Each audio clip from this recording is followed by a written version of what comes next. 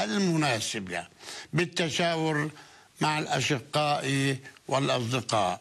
إن هذه اللحظة التاريخية ينبغي أن تشكل حافزا إضافيا لنا جميعا لتسريع وتكثيف الجهود لإنهاء الانقسام واستعادة الوحدة الوطنية الفلسطينية وضمانة انتصار شعبنا في نضاله من أجل الحرية والاستقلال.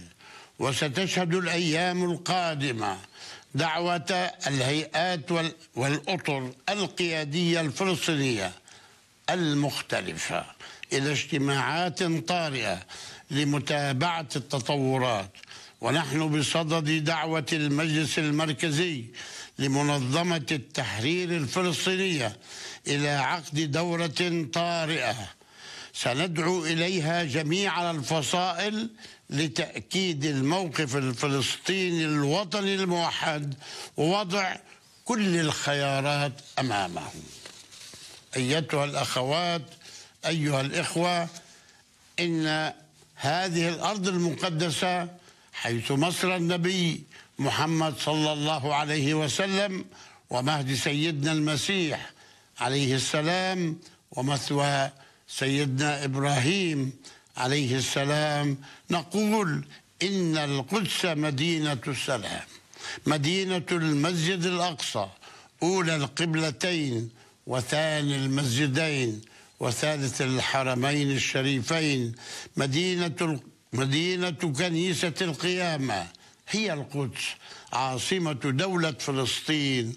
أكبر وأعرق من أن يغير إجراء أو قرار هويتها العربية.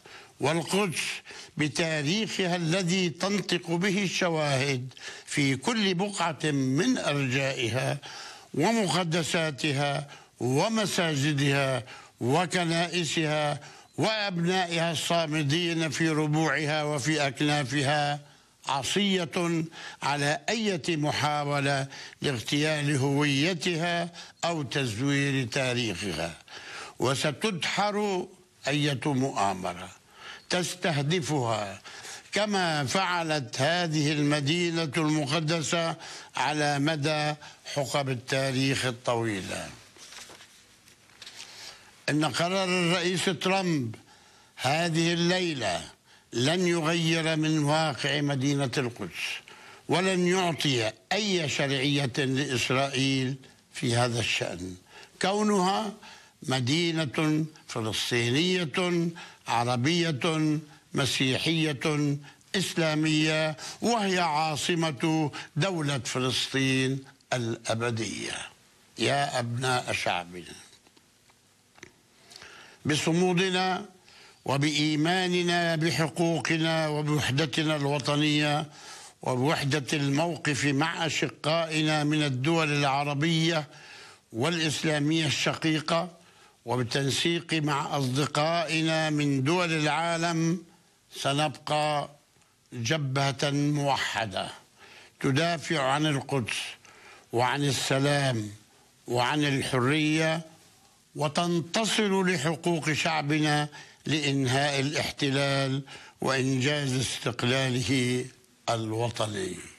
تحية لشهدائنا الأبرار وعائلاتهم، تحية لأسرانا الأبطال وجرحانا البواسل الذين قدموا التضحيات من أجل فلسطين ومن أجل القدس.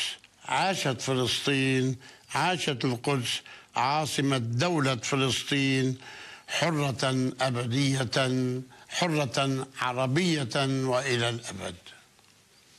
أهلا. إذن مشاهدينا الكرام، كانت هذه الكلمة للرئيس الفلسطيني محمود عباس الذي قال بأن هذه الإجراءات مستنكرة مرفوضة، وهي تقويض لكل الجهود التي تصب من